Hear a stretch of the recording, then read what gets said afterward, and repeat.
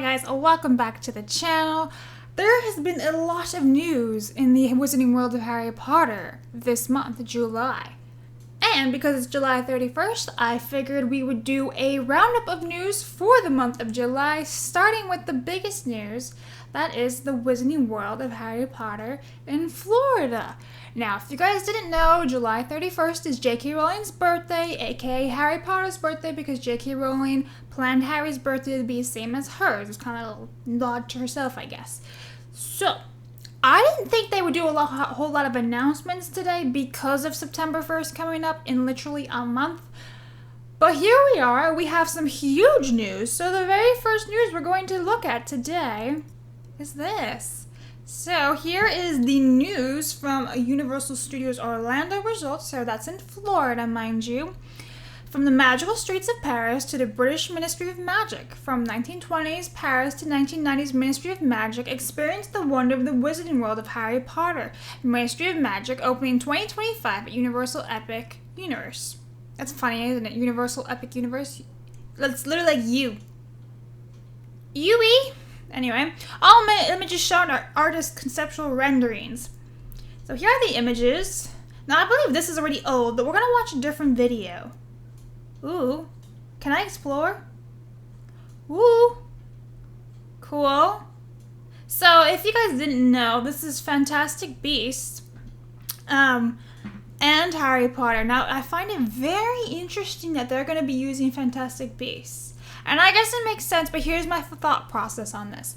So the last Fantastic Beasts movie basically flopped. It came out in 2022, and because of all the controversies and the actual plot itself being a bit of a kerfuffle, it didn't do well. So you had the JK Rowling versus the trans people making a whole bunch of noise on the internet. Only on the internet, mind you, not in real life. And then there was the Ezra Miller issues because he's a bit of a weirdo and he's done a lot of illegal things. And then there's the Johnny Depp case versus Amber Heard for Warner Brothers. And since Warner Brothers fired Johnny Depp, a lot of people boycotted this movie, just like they boycotted it for J.K. Rowling, Ezra Miller, and then the actual plot itself was a bit weird, this Fantastic Beasts franchise. So, for whatever reason, they are not continuing this franchise. But there may be a glimmer of hope that they'll do it later on in a couple of years or on the HBO Max as a TV show instead of a movie. There's always those type of hopes. But I'm wondering, because, I mean, they couldn't just backtrack on Fantastic Beasts, right? They can't just, and by I mean backtrack on Fantastic Beasts, I mean backtrack on the theme parks, right? So how many years were they planning this theme park? Many years, because a lot of the stuff is from Paris, which is from the second Fantastic Beasts movie, The Crimes of Grindelwald. So since 2018, which is when that movie came out, mind you, when it came out, not when they started production, which was probably like 2017 or something. So when the movie came out in 2018, I'm assuming they also decided to go ahead with this theme park that was all under wraps and very hush-hush. And then when the 2022 movie flopped, the third movie flopped, they couldn't just be like, oh, never mind, like, they have to keep going with their plans. And so here we are, we have Fantastic Beasts now, so I'm kind of wondering if this is gonna, like, get people inspired and go back into the Fantastic Beasts world, and maybe it'll save the franchise and people will actually want a fourth and fifth movie, because we don't have an ending. So let's just keep looking around, it'll be fun anyway. Ooh, look at this! Okay, cool. I don't know where I went now. How do I go back? Close. There we go. So this is pretty cool, guys. Look at all this. Very immersive. Wow. So this is what it's going to look like, guys. Can you imagine all the shops? I'm so excited. Ah, this is gorgeous. See, this is just like the second Fantastic Beasts movie, like I said. Very cool, very cool. So I'll skip the rest of this because I want to see the 6-minute video. So here's all this stuff, more wand magic and wizarding Paris. So it's basically like you wave the wand, interactive wands. There's going to be more of that, which is cool. All right. Let us go to YouTube. This will be the 6-minute video, so we'll see what this is about. Universal Epic Universe is the next theme park for Universal Orlando Resort and will feature 5 astounding worlds that go beyond anything you've ever experienced before. In the Wizarding World of Harry Potter Ministry of Magic, you'll explore multiple eras of magical thrills and wonder. There are very few movies my entire family would come together to watch. Harry Potter was one of them. We love the Fantastic Beasts films because it gave us a more global view and a chance to step into another era of the wizarding world. We really felt that we owed our guests the expansion of the Wizarding World. It all began with Hogsmeade, bringing the village and Hogwarts Castle to life. I mean, that's true that we do deserve to see the rest of the outside world, but I also think it was because they couldn't backtrack on years of planning for the new theme park and they were stuck with Fantastic Beasts instead. Then Diagon Alley, creating the magical hidden streets of London. And now, with Epic Universe, guests will experience even more adventures inspired by both of these beloved film series. We're bringing to life Wizarding Paris from the Fantastic Beasts film and the British Ministry of Magic from the Harry Potter films.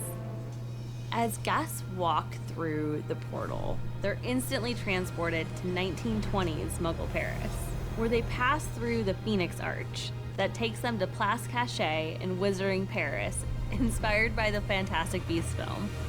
We built to scale streets in Paris. This is the biggest thing we've ever built. Our shortest building is taller than the tallest building in Diagon Alley. Wow. This place is gonna be huge, guys. It's gonna be overwhelming with all of the whimsy and charm you've come to learn and expect from the Wizarding World, but with an all-new Parisian twist. The streets of Place Cachet are so alive with activity. There are shops and restaurants to explore, with nods to Fantastic Beasts throughout. You can just feel magical Paris surrounding you. Being able to smell the French cuisine at Café L'air de la Solène, hearing the different music that we have playing in the background that's both wizarding and French, there's a lot. And of course, we're serving bière au beurre, or butterbeer, as everybody knows it. In Britain, you may get chosen by a wand at Ollivander's. But here in Paris, you go to Cosme Acajou, the premier wand maker, famous for exquisite haute couture designs. With your wand, you can... This will be interesting. I'm very excited to see the merch that they will come out with this store then. Because they just said exquisite wands, so it's gotta be like extravagant wands. It'll be very interesting. Cast spells and play with Fantastic Beasts on the loose throughout the streets. Seeing a kid in a robe turn to his mom and yell, "I'm a wizard." That's literally what we strive for. In the heart of Wizarding Paris, guests will find an incredible show, Le Cirque Arcanu. They'll go on a journey of excitement, surprises, and compassion as they encounter fantastic beasts they know and love. The show is mind-blowingly cool. You're going to just be amazed at this beautiful theater that exists within this tent. This is the first time we've created a full-scale indoor show for the Wizarding World of Harry Potter. That's gonna be cool. Can you imagine all the magical creatures? So they have that in Japan, where they used to have like Buckbeak, and like there was, I guess, people inside of this Buckbeak outfit, but it looked really, really lifelike and very cool. And they don't have it anymore. So maybe that's because they're doing it here in Orlando instead. I don't know. But very, very exciting stuff. I'm liking everything that they're saying so far. This has a lot of soul put into it, a lot of detail, a lot of care. And they care for their project, right? They're taking J.K. Rowling's IP and respecting it. And I think Disney could take some notes from that. We have aerialists, special effects, puppetry, and so much more coming together. That's It's cool. going to be really fun for guests to see some of the creatures come to life. I'm really looking forward to it. I'm most excited to build the Ministry of Magic. And with the help of the Flu Network, guests get to journey from Wizarding Paris to London to embark on this incredible adventure inside the British Ministry. You go through these giant fireplaces, and you journey through the Metroflow, which is Wizarding Mass Transit, that we collaborated with the filmmakers to create. It's a multi-sensory experience. The guests will be fully engulfed. It really mimics the flames flying up around them. It's fun. And finally, you arrive to the That is gonna be so cool. iconic British Ministry of Magic. You're gonna see what you saw in the films at full scale. And now we have the opportunity to actually travel into the Ministry at a very crucial moment and help save it. Harry Potter and the battle at the Okay, I already know this is gonna be during the Deathly Hallows. Calling it. Ministry is an amazing new attraction. It represents the decades of innovation that Universal has created. The story takes place after Voldemort has been defeated. Never mind, carry on. Finally, this is the day in which Dolores Umbridge is standing trial for her crimes against the wizarding world. As we board our elevator lift, we end up realizing that Umbridge has escaped. The guests join Harry, Ron, and Hermione on a quest to capture Dolores Umbridge and stop her from bringing back the time of Lord Voldemort. It's a heart-pounding adventure, and it's on a scale that we have never attempted before. You'll be right in the middle of this giant battle against Umbridge and Death Eaters throughout the entire Ministry. We're combining so many different and new technologies to bring this adventure to life at a scale never seen before. So, question. Are they gonna do like what they did with the which ride is it? The one in the Hogwarts Castle where they blur out Hermione's face because it's not actually Hermione there? And they only have Harry and Ron in focus because they used like a body double for Hermione or whatever it was. She's not in focus. That was the first thing I noticed watching the entire ride. I'm like, that's weird. Are they gonna do that, make it a bit blurry? Because obviously Dan, Rupert, and Emma don't look like they do back after Deathly Hallows. I mean, it's been over 10 years since the last movie came out. And this is supposed to take place after Voldemort's gone. So, I mean, the timing is a bit late, right? It's supposed to happen after. And this has been 10 years already. So Umbridge wouldn't have a trial 10 years later. And I really want to know what they're going to do for the voice actress for Hermione. Because the voice actress for Hermione on the Hogwarts Express train is like an abomination. It's so bad. It doesn't even sound like Hermione. So I'm really hoping they get Hermione's voice right this time. This is the most ambitious ride we've ever created. It's an absolute game changer. I was on site and I actually just took a moment to step back and stare at what we're building because it's nuts. I truly believe from Hogsmeade to Diagon Alley to the Ministry of Magic, we've continued to bring the storytelling to the next level.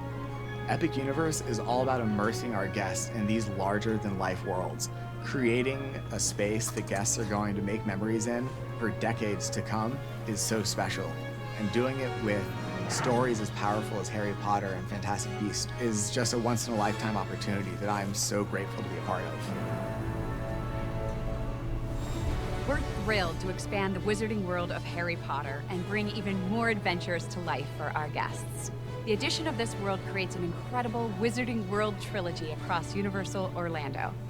Get ready, tons of excitement awaits on the other side of the portal at Universal Epic Universe.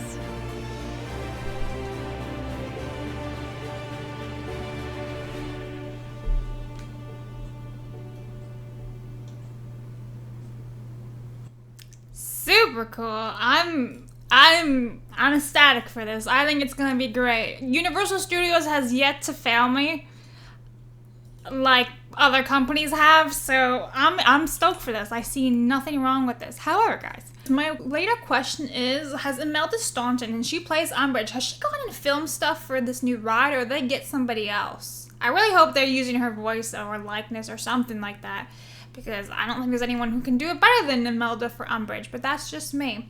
I do want to get a little bit of shopping with you guys right now. So did you guys know that you can actually go to the Universal Studios website and go shopping? I mean, obviously, if you follow me, you probably already know this, but if you go to New Arrivals, you can actually see new merch already for the Epic Universe. So here they all are. Which, by the way, funny enough, I just noticed this.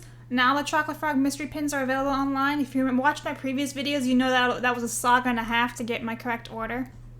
What? Oh no, is it glitching? This website glitches a lot. Holy moly.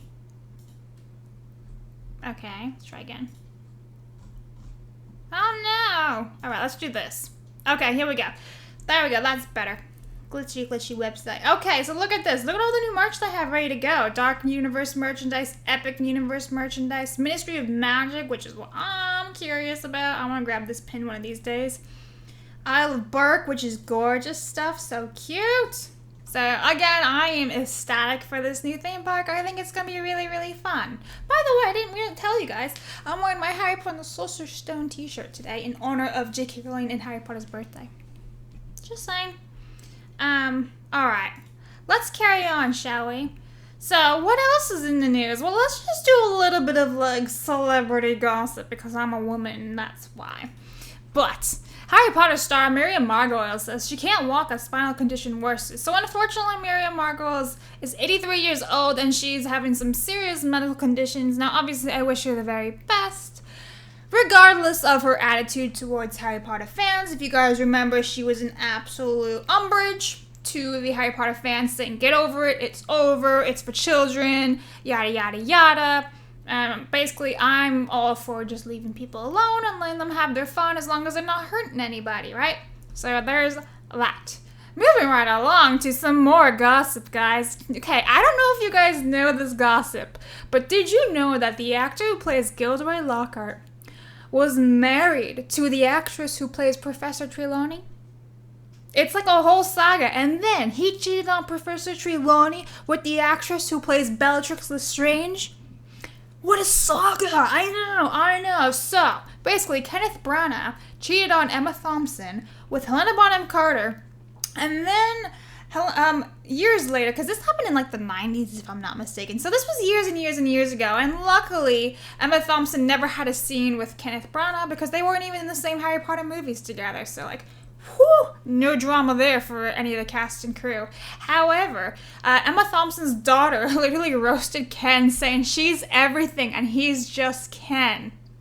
And I thought that was hilarious. Now, what was this movie from? Oh yeah, Much Ado About Nothing, 1993 adaptation, which was a fun movie, by the way. I watched it in high school. I need to watch it again. But yeah, I just thought that subtle little swing, saying he's just Ken, makes me laugh. And the whole gossip of, like, Professor Trelawney got cheated on by Bellatrix Lestrange is like, whoa, what a twist in, the Harry Potter universe. So that's a little bit funny, huh? Okay, so the next topic I want to talk about is actually a massive auction that happened at Julian's this past weekend. Now, I knew about this since the start of July, but I never really talked about it just because, I just never did. However, we have to look at the Harry Potter stuff that's sold. So if you guys don't know, there was like a giant Warner Brothers auction. So it wasn't just Harry Potter. It was like all WB IPs and things. So, Spotlight series, Harry Potter and Other Heroes closed because the auction was July 28th. So, should we look at everything and what they sold for? Harry Potter Sorcerer's Stone Hogwarts envelope and prop, $3,575. Hogwarts door handles, almost $2,000. Holy shit, their estimate was $200 to $300. Harry Potter and the Goblet of Fire paint test panel, unsold. Hogwarts Castle paint testing set dressing component, $650. Crest paint test prop, $1,170. $910 for a panel. Ooh, this is interesting. Ollivander wand box set dressing prop, $2,275. Here's where it gets really spicy. The Golden Snitch prop, $10,400. This was unsold. Yo, give this to me. I'll take this. I wanted this. This looks cool. Harry Potter and the Sorcerer's Stone crew plaques, $455. Harry Potter and the Sorcerer's Stone crew gifted sweater and pocket watch, $910. Which, by the way, you can find this pocket watch on eBay. So, well, every once in a while. It's not like it's there all the time. An Ollivander 1 prop box again, $2,275. First American editions, $5,000. Mandrake plaster cast, that's cool. It's $2,600. Crew clothing, cool. Wow. Sirius Black's shackles, Robbie Coltrane's door frame and set dress proppings. Interesting. This also you can find on eBay like all the time. It's nothing special. This is cool. This is cool. But that price is outrageous. It's unfair. Let's see what else. Crew gifted Hogwarts shirt. Lots of crew. Oh, that's cool. $13,000. Damn. These are cool too. $1,000, $2,600. Damn. A poster signed by Dan. $1,625. Ooh, Universal Studios theme park Dumbledore chair paint test. Okay, so that's Universal Studios. Nobody really cares about that. Because that's not like actually from the set, that's from studios. $585 for those. Damn. Okay, Fantastic Beasts and Where to Find Them, 910. Fantasy Film Collectibles, so that's just like Lord of the Rings and things. Fantastic Beasts and Where to Find Them, Swooping Evil, 650. All these Fantastic Beasts eggs. Pigfoot set dressing prop, 195. Look at this, all this Fantastic Beast stuff. That's cool. And then, as you can see, it goes on to other things like Batman, more Batman, lots of Batman, lots and lots of Batman. There's also some Ryan Reynolds and Spider-Man stuff, Captain America, the First Avengers. Yeah, so there's just like a massive lot of like WB, comics, things like that. So if you guys ever want to go see this stuff, the results, I mean like Looney Tunes and things, really cool stuff. I'll put the link in the description below for you guys if you guys want to check it out on your own time. Look at that, the popcorn buckets sold for a lot because they're signed by Ryan Reynolds. So there's that. So it's very impressive, huh? I agree. Super expensive. But there's also another thing that we gotta talk about here. So here's another auction, and this is from Heritage. There was magic in the air moments before the auction closed. The Harry Potter first signature wand from 2001's Harry Potter and the Sorcerer's Stone approached the auction block. When bidding ended, it realized $93,750. The same amount for which Heritage sold a rare hardback first edition of Philosopher's Stone during Thursday's Historical Platinum. I think I've heard about this one. Isn't that crazy? Look at that. So anyway, there's your Heritage auction right there. Some wild stuff. You guys like just don't understand the pricings of some of this stuff. It goes for an insane amount of money. So much money. It's crazy. So those are just some of the auctions that I've seen. But there is more. So besides you guys knowing about like Back to Hogwarts Day, Quidditch Champions, like I said, if you want to know more specific details about those, I have 2 videos out in the last week about each topic. So check those out. They are on my YouTube channel or Rumble, whichever. I might just link them below for you guys. I don't know yet. We'll see. But here we go. Okay. So there is going to be a Wizarding Archive, a curated selection of Harry Potter lore coming soon. Now, here's the thing, that I have one critique about this, and I'm kind of annoyed about it. But anyway, coming this August, get ready for the ebook and audiobook. There it is. Where's the physical book? I want the actual physical book. Why isn't there a physical book? That's so silly. Anyway, from the Wizarding Archive, this project gathers J.K. Rowling's writers from Pottermore turned WizardingWorld.com all in one handy place, with Harry Potter star Ivana Lynch joining a cast of 4 narrators. Now, Ivana Lynch is Luna Lovegood, in case you didn't know. So, a very exciting owl has dropped by with some news from Pottermore Publishing today, and this was published July 10th, by the way. And so here's the cover of it. It looks pretty cool, it looks beautiful, exciting. Volumes 1 and 2. So, releasing in English on 29th of August 2024, you'll be able to dig into 80 articles and anecdotes about the world of Harry Potter, including backstories on big characters and additional context on the stories you might not have known, all originally written by J.K. Rowling for Pottermore.com, and already hosted for free right here on the WizardingWorld.com. So it doesn't sound like there's going to be anything new in this book, which is kind of annoying. I would hope that there was some new content for us because all this stuff has been out for years, literal years, because Pottermore came out 2012, if I want to say. When did Pottermore come out? Yes, 2012. Like I said, Pottermore was an official website created by J.K. Rowling. It started in 2012, and then basically by like 2016, it turned into the Wizarding World, which sucks. And like I haven't seen anything new content-wise from J.K. Rowling in regard to the Harry Potter like archives and stuff. Nothing since. So from the Wizarding World Archive is available to pre-order now in English, in an ebook and digital audiobook. Where's the physical again? Framed by Pottermore Publishing authored editorials, readers and listeners will be able to explore these well-loved articles in greater depth than ever before. But there's nothing new, is there? Let's see what Evie has to say. Can you sum up from the Wizarding Archive in 60 seconds or less? From the Wizarding Archive is a curated collection of J.K. Rowling's writings about the Wizarding World and the wonderful characters within it. They were originally published on Pottermore.com and can now be found on WizardingWorld.com. Some of the articles in Volume 1 were published as Pottermore Presents. The articles shed a light on J.K. Rowling's writing process and show some of the background and inner workings of the much-loved Harry Potter series. These volumes have been carefully curated and given all new commentary connecting the articles, plus a brand new foreword written by me. They are now available in audio for the first time with a fantastic cast, including Hugh Quarshie, Finlay Robertson, Lara Sawala, and myself. Coming August 29th.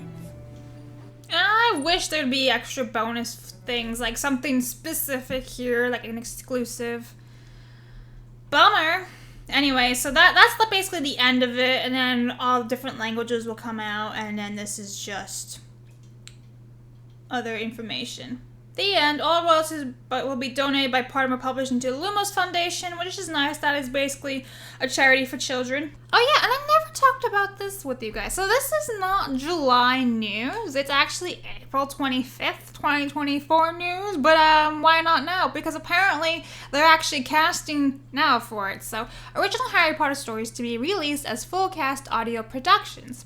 For the first time ever, original Harry Potter stories to be released as a full cast audio productions exclusively on Audible, which is so annoying because I want to listen. I want a CD, and I want it to be mine. I don't want some digital stuff. But anyway, all 7 Harry Potter audiobooks will feature new voice casting with 100 plus performers, original scoring, and immersive sound designs in Dolby Atmos, which that is really cool. I am excited for the sound design.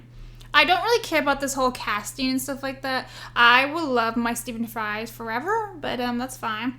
So Pottermore Publishing, the global digital Wizarding World publisher, and Audible Inc., the leading creator and provider of premium audio storytelling, today, April 25th, 2024, announced the brand new co-production of the original Harry Potter stories, revisiting the beloved listening experience for the first time ever.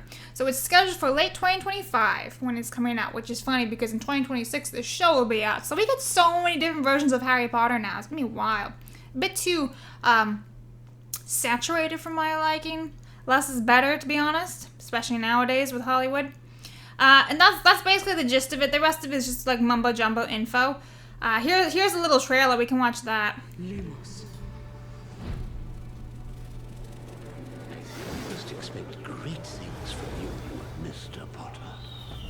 Potter, did she say? The Harry Potter. You'll have a great time at Hogwarts. And that's it. That production's starting soon. So, this comes from Tony, aka Aguamenti YT. I'm guessing that stands for YouTube, not really sure. But Tony always gives news like in really, really short, concise information. So let me just refresh this so we see everything. The night bus conductor for the first time at Universal Orlando. The Wizarding World of Harry Potter has announced significant changes to enhance inclusivity. The role has historically been performed by men since the opening of Diagon Alley in 2015. This follows a similar change at Universal Islands of Adventure, where women recently started performing as the Hogwarts Express conductor. The night bus conductor interacts with guests outside the bus, which is located near the London-themed area of the park. This role will now be open to performers of all genders, broadening representation and allowing for a more diverse range of interactions. Don't forget to follow me as I bring you the latest updates on the Wizarding World of Harry Potter. So, my thing about this is that, like, okay, so the night bus characters are not actually Ernie and Stan, right? And I don't even think there is an Ernie character, like, actually at the parks. It's just the night bus conductor, which is just Stan Shunpike. So, I mean, casting a woman, I guess, is fine, because they're not actually portraying Stan. They're just portraying, like, the night bus conductor, and that's fine. But what I don't really see is, like, diversifying and broadening, like, the viewer's experience. Like, a man or a woman, what's the difference? Right? I don't really see why this is so, oh my god, inclusivity, but whatever. I mean, like I said, they're not actually taking over a specific role from the universe, they're just kind of like adding a new one to it, so... Really? Right? Whatever. Tony says, the Wizarding World of Harry Potter has announced significant changes to enhance inclusivity. Historically performed by men since the opening of Diagon Alley in 2014, this role will now rotate between genders. This follows a similar change at Universal Islands of Adventure, where women recently started performing as the Hogwarts Express conductor. Okay?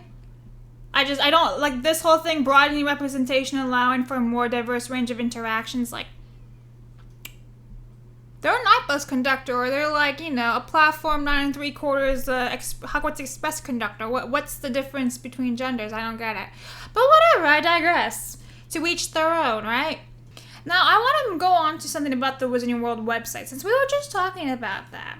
So let's look at this. A few months ago on the Wizarding World website, in the articles originally written for Pottermore and now in J.K. Rowling's archive, which is, by the way, basically that book we were just talking about, they retitled the out-of-universe anecdotes from J.K. Rowling's thoughts to author's notes, which is very suspicious. See, it says J.K. Rowling's thoughts, and then author's notes. So it's like they're trying to, like, hide J.K. Rowling from her own IP, which makes no sense. And so this person's like, do we know what caused the change? No, maybe relate to the upcoming ebook that's going to be published, but I don't know. So it's very odd behavior to just change it just like that for no reason whatsoever. And I don't really know what's going on with this. Perhaps it's just something completely harmless, useless, that they're just changing everything to author's note. But why? Just say J.K. Rowling's note. Is it actually going to trigger people from the website? Like some type of statistic saying that people are triggered by seeing J.K. Rowling's name, and then they just go and leave, and they're like, oh my god, I saw her name on the website. She kills people. I don't know. I really don't know.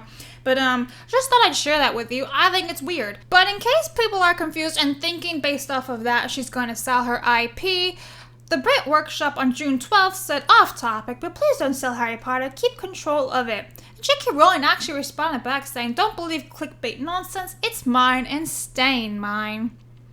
And then someone continues saying, I love how the rumor was J.K. Rowling might lose the rights to HP, and the video was, someone wants to buy it off of her, as if that means you have any obligation to entertain, let alone accept an offer. And she says, idiot's gonna idiot. And I love that. It's like awesome. So in case anyone thinks she's selling her IP or she's giving her rights away, she's literally saying it right here for the entire world to see that it's not going anywhere. And I just have to rant a teeny tiny bit about social media and the influencers for today. So July 31st was always celebrated, something lighthearted, like, oh, it's Harry's birthday, cool. But this year, it is so unbelievably corporate. Unbelievably corporate. Now, I'm not going to go and call out individual Instagram influencers because a lot of them are just trying to make ends meet and whatever. But there's just, I think I just want to yell at Warner Brothers, I guess, for making it so corporate and so soulless. I mean, there were people literally posting about Harry Potter's birthday the day before. It's like, it's Harry Potter's birthday eve. It's like, it's a birthday, guys. And you guys completely ignoring J.K. Rowling because she's transphobic. Not really, but whatever. Anyway, I really wish like this company would step away from how corporate it's becoming and how soulless, and like this, you could see this starting like last year with the September 1st, how, I mean, they literally hired 2 American influencers / fake actors, terrible actors, to promote the Wizarding World of Harry Potter, which is British. Why didn't you have British people? There's tons of British fans and influencers out there, but no, you gotta go with the 2 fake ones from America instead. It's like, why? It's just, it feels very soulless, and I really wish we could get back to like the actual heart of Harry Potter, and we're kind of losing that, and I'm like, oh dear, please don't make it so corporate, and we're inching our way over there. I mean, we're not like Disney Star Wars or anything, it's nowhere near as corporate as that, but I don't really like where it's going right now, and I kind of blame social media for this because everyone's posting about Harry Potter's birthday and Harry Potter's birthday eve, and how Harry Potter's birthday was coming in like a week last week. It was insane. Like, it's a birthday. Sure, you want to make a tweet about it or one Instagram post. That's cool, but I don't know. People were actually eating cake, like actual cake for it, and like sponsored by Harry Potter, Warner Brothers and stuff, eating cake. And like, again, Warner Brothers loves to sponsor people who are overweight. So, anyway, whatever. Okay, that's my rant. Okay, and some more other auction news. I know I'm a bit all over the place, but this isn't July news, it's the end of June news. However, Harry Potter cover art fetches a record price at auction in New York. So, look at this beautiful print by Thomas Taylor, who created the UK cover of Philosopher's Stone, aka Sorcerer's Stone.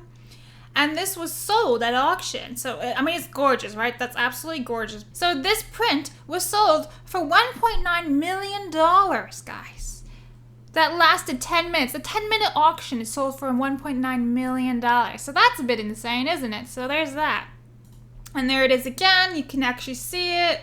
The estimate was like nowhere near the ballpark, but it's gorgeous, guys. So, I mean, there it is. That's beautiful. But now, like I said, it is J.K. Rowling's birthday, so I had to share this beautiful photo. This is courtesy of the Rowling Library, which always has great information. Check out how beautiful this is. So happy birthday, J.K. Rowling. And Harry Potter, too. So that's J.K. Rowling, and that's little baby Harry, about 11 years old, I guess.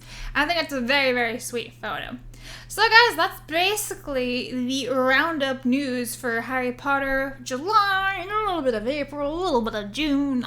There's been a lot happening besides, obviously, the Quidditch Champions, which again is its own video, and September 1st details, which again is its own video also. But remember guys, I'm actually sick of hearing the name J.K. Rowling. Who the fuck does she think she is? And J.K. Rowling thinks, I think I'm J.K. Rowling. Who the fuck are you? So guys, have a great day. Bye.